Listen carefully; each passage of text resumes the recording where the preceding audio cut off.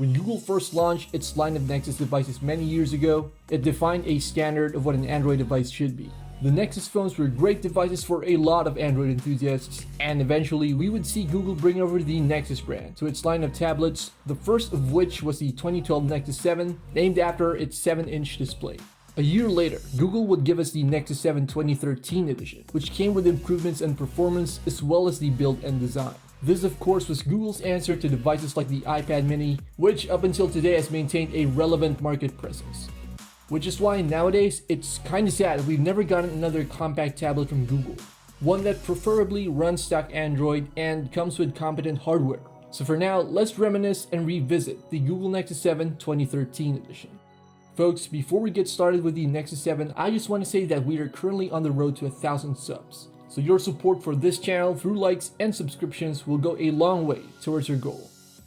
So let's start off with the specs sheet for those unfamiliar with this tablet. The Nexus 7 features a high-resolution 1920 by 1200p display, and this was covered with a layer of Gorilla Glass. Powering the tablet was a Qualcomm Snapdragon S4 Pro chipset, an Adreno 320 GPU, paired with 2 gigs of RAM, and the choice of either 16 or 32 gigs of onboard storage. It also came with a 5-megapixel main camera on the back and a 1.2 megapixel camera on the front. And this whole setup ran on a built-in 3950 mAh battery. The design of the Nexus 7 should appeal to minimalists, those who would prefer a subtle matte look as opposed to the flash and flare of other Android devices at the time.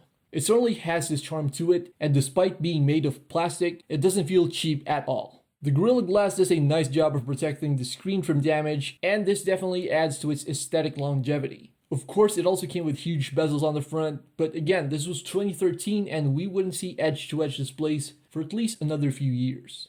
As a media consumption device, the Nexus 7 was definitely impressive. The bright screen, coupled with a pixel density of 323 ppi, makes for an awesome display to read your ebooks, browse the web, and watch content. This really made it stand out from the otherwise crowded compact tablet market. And speaking of compact, the Nexus 7 was easily able to fit into your hand, and it had just the right amount of weight to remind you that you're not holding some cheap entry-level gadget. This was Google with some of their finest hardware.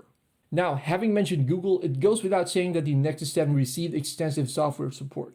The tablet launched with Android 4.3 Jelly Bean, which at the time of course was making waves as far as Android versions go with all the significant changes that they made to the OS, and eventually it did get support for Android KitKat, Lollipop, and Marshmallow.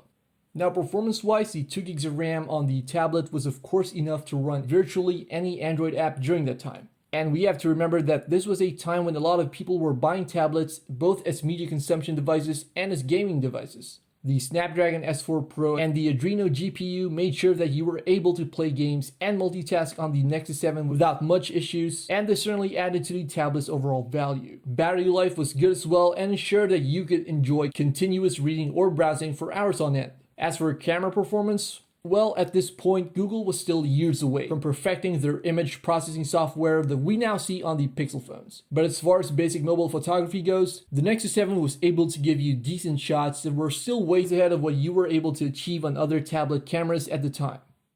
It's a shame that Google still hasn't attempted another go at the compact tablet market, and I'm sure that there are some of us who would still like to see a Pixel 7 of sorts. The Nexus 7 was certainly great for its time. It showed off what Google was capable of in the Android tablet landscape and gave us some good memories. Now folks, if you enjoyed this video, don't forget to like and subscribe for more tech content. Once again, thanks for watching.